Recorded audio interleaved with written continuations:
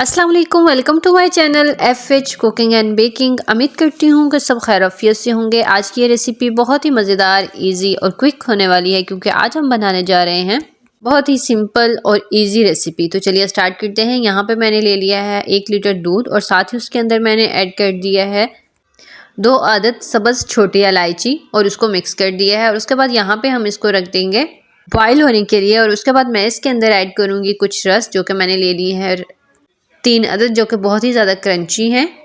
और यहाँ पे जो 3 रस हैं उसको मैं ऐड कर दूँगी ब्लेंडर के अंदर। और उससे पहले आपने इन रस को अच्छे से तोड़ लेना है छोटे छोटे पीसेस के अंदर। और उसके बाद मैं इसके अंदर ऐड करूँगी 1 कप के करीब बॉयल चावल। और जब भी आपने इस रेसिपी के लिए चावल को बॉयल करना है तो उसके अंदर आपने ऑयल और नमक बिल्कुल भी ऐड नहीं करना। स्पेसिफिक आपने इसके लिए अलग से आपने ज़रूर बॉयल करने हैं। और उसके बाद मैं इसको ऐड कर दूँगी ब्लेंडर के अंदर। और जब भी राइस को आपने बॉयल करना है तो इसको बिल्कुल फुल कुक करना है, इसको कनी पे नहीं रखना। और उसके बाद इसके अंदर ऐड कर देंगे। और अब इसके अंदर मैं ऐड कर दूँगी 3 to 4 टेबलस्पून के करीब फ्रेश मिल्क। और अब यहाँ पे हम इन सब चीज़ों को ऐड करने के बाद इसके ऊपर कवर कर देंगे। और कवर करने के बाद इसको हम सिर्फ 2 सेकंड के लिए ही ब्लेंड करेंगे। ब्लेंड करते ही बिल्कुल अच्छे से यहाँ पे राइस और जो हमने इसके अंदर रस ऐड किए हैं उसका अच्छा सा पेस्ट बन जाएगा। यहाँ पे इसका ब्लेंड करने का मकसद यही है, हमें जो रस है इसके अंदर दानेदार चाहिए और साथ ही जो हमने इसके अंदर राइस ऐड किए हैं वो भी हमें बिल्कुल दानेदार चाहिए। तो इसलिए आपने इस चीज़ को अच्छे से ख्याल रखना है। यहाँ पे मैंने एक स्पून की मदद से इसको चेक किया तो यहाँ पे बहुत ही अच्छी हमारे पास क्रीमी सी पेस्ट रेडी हो चुकी है। तो आपने इसी तरह इसको बारीक सी पेस्ट बनानी है। इसको बहुत ज़्यादा मोटा नहीं रखना और बहुत ज़्यादा आपने इसको पतला नहीं करना। उसके बाद यहाँ पे हमारे पास जो दूध हमने ऐड किया था वो उसमें से तकरीबन थोड़ा सा जो है पक चुके हैं और बॉयल हो चुके हैं और उसके ऊपर भी मलाई आना स्टार्ट हो चुकी है। यहाँ पे मैंने आंच जो है बिल्कुल स्लो रख दी थी। और उसके बाद जो हमने इसके अंदर पेस्ट रेडी किया है जो कि हमारे पास रस और राइस का है वो अच्छे से हमने इसके अंदर ऐड कर देना है थोड़ा थोड़ा करके। उसके साथ ही हमने इसका फ्लेम जो है थोड़ा सा मीडियम रखना है। मीडियम करने के बाद इसको स्पून की मदद से अच्छे से मिक्स कर लेंगे। और यहाँ पे अब आपने इसको मुसलसल चम्मच के साथ हिलाते रहना है ताकि हमारे पास इसके अंदर बिल्कुल भी गुठलियाँ ना बने और अच्छे से ये पेस्ट जो है इसके अंदर मिक्स हो जाए। जैसे ही आप इसको मिक्स करते जाएंगे तो इसका जो स्मूथनेस है वो बढ़ती जाएगी और इसके अंदर जो गाढ़ापन है वो इंक्रीज़ होता जाएगा। तो इसलिए आपने इन सब चीज़ों को अच्छे से फॉलो करना है। यहाँ पे इसको मिक्स करते हुए 2 से 3 मिनट हो चुके थे। तो अब आप देख सकते हैं यहाँ पे जितने भी हमारे पास इसके अंदर हमने ऐड किया था मिक्सचर वो भी इसके अंदर अच्छे से डाल दिया गया है। उसके बाद मैंने यहाँ पे एक पैन लिया है। पैन के अंदर मैं ऐड कर दूंगी 3 से 4 चम्मच के करीब शुगर। यहाँ पे हम शुगर बहुत ही कम यूज़ करेंगे क्योंकि हमारे पास जो रस थे उसके अंदर अच्छी खासी शुगर है वो स्वीट थे, तो इसलिए हम इसके अंदर कम ऐड करेंगे।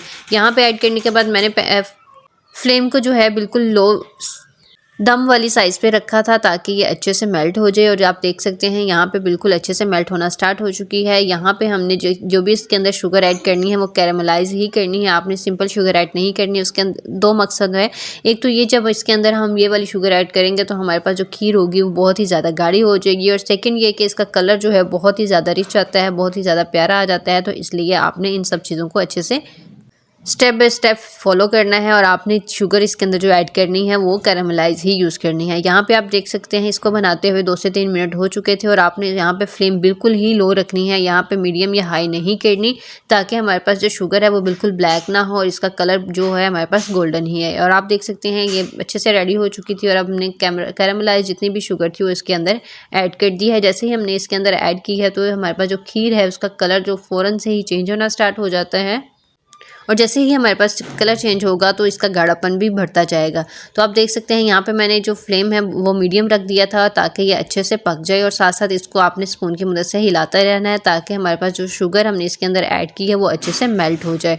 तो यहाँ पे पकते हुए 2 से 3 मिनट हो चुके तो आप देख सकते हैं इसका कलर और इसकी स्मूथनेस कितनी ही ज़्यादा अच्छी हो चुकी है। और जो सिंपल शुगर और कैरामलाइज शुगर का जो टेस्ट होता है उसमें बहुत ज़्यादा डिफरेंस होता है। और सिंपल शुगर जब भी हम ऐड करते हैं तो वो पानी छोड़ना स्टार्ट कर देती है, जबकि जब कैरामलाइज शुगर होती है वो ऑलरेडी पक जाती है। तो इसलिए जब भी हम इसको ऐड करते हैं तो जिस भी रेसिपी के अंदर ऐड की जाती है तो उसकी जो थिकनेस होती है वो बढ़ जाती है और साथ ही उसके अंदर जो बहुत ही ज़्यादा अच्छा फ्लेवर आ जाता है। तो यहाँ पे देख सकते हैं हमारे पास बहुत ही अच्छी स्मूथी सी जो हमारे पास जो है रेडी हो चुकी है खीर। और अब यहाँ पे 2 से 3 मिनट तक इसको और पकाएंगे ताकि थोड़ी सी और गाढ़ी हो जाए। और उसके बाद इसके अंदर हम चंद ड्राई फ्रूट्स भी ऐड करेंगे, जिनमें से मैंने यूज़ किया है यहाँ पे किशमिश, कोकोनट और साथ ही पिस्ता। किशमिश को आपने अच्छे से वॉश कर लेना है, कोकोनट को आपने बिल्कुल बारीक कर लेना है और पिस्ता जो छील के उसका भी आपने छोटे छोटे पीसेस कर लेने हैं नाइफ़ के साथ। तो यहाँ पे हमारे पास खीर जो है पकते हुए 10 से 15 मिनट हो चुके थे। बिल्कुल लो फ्लेम के अंदर मैंने इसको कुक किया है। तो आप देख सकते हैं माशाल्लाह बहुत ही ज़्यादा टेस्टी हमारे पास रिच जो है क्रीमी सी हमारे पास जो है खीर रेडी हो चुकी है। बिल्कुल घर में मौजूद तमाम इंग्रेडिएंट के साथ रेडी की गई है। अगर आपने घर में चावल जो है बॉयल किए हैं और वो बच जाते हैं तो उसके अंदर आपने सिर्फ 2 रस और इसके अंदर थोड़ा सा आपने दूध डालना है और आप हमारे पास जो है बहुत ही मज़ेदार सी जो खीर है रेडी हो जाती है। इसी तरह आप सिंपल, इजी और क्विक रेसिपीज़ के लिए मेरे चैनल को ज़रूर फॉलो करें और साथ ही बेल आइकन को भी ज़रूर ऑन किया करें, ताकि ऐसी बहुत सी इजी और सिंपल सी रेसिपीज़ आपके साथ शेयर की जाएं, जो कि घर में मौजूद तमाम इंग्रेडिएंट के साथ तैयार की जाती हैं और आपको बाज़ार से कोई भी चीज़ लाने की ज़रूरत नहीं पड़ती। और इसके अलावा मेरे चैनल पर आपको बहुत से राइस और चाइनीज़ और बेकिंग के रिलेटेड बहुत सी वीडियोज़ मिल जाएंगी। और जब भी कोई भी आप रेसिपीज़ को ट्राई करें तो अपना फीडबैक ज़रूर शेयर किया करें, तो क्योंकि आपका फीडबैक हमारे लिए बहुत ही ज़्यादा ज़रूरी होता है।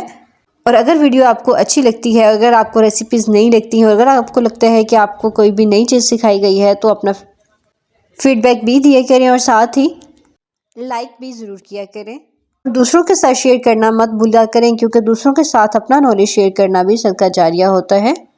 और ये खीर जो हमने बनाई है ये स्पेसिफिक गोल्डन खीर और पेशावरी खीर के नाम से बहुत ही ज़्यादा मशहूर है, जो कि रस और हमारे पास जो कैरामलाइज शुगर हमने इसके अंदर ऐड की है उसकी वजह से बहुत ही ज़्यादा फेमस है।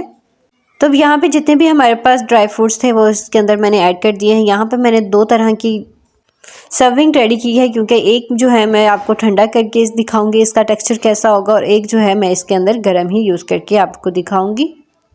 और मुझे कोई भी मीठा जो है जो खीर वगैरह बनती है वो मुझे गर्म ही पसंद है, तो इसलिए मैं गर्म ही खाऊंगी। और एक प्लेटर जो है मैं ठंडा कर रखूँगी फ्रिज में और ठंडा करके आपको दिखाऊंगी कि उसका टेक्सचर कैसा होता है, उसका टेस्ट और इसके टेस्ट में कितना डिफरेंस है। और यहाँ पे जितने भी ड्राई फ्रूट्स बच चुके हैं वो मैं डाल दूँगी बाकी जो खीर बच चुकी है उसके अंदर। तो अब यहाँ पे देख सकते हैं गरम जो खीर है बहुत ही ज़्यादा टेस्टी लग रही थी, और साथ ही जब मैंने इसको ठंडा किया दूसरे प्लेटर को तो उसका टेक्सचर बहुत ही ज़्यादा टेस्टी था और टेस्ट में बिल्कुल खोए की जैसे, कुल्फ़ी की जैसे लग रही थी।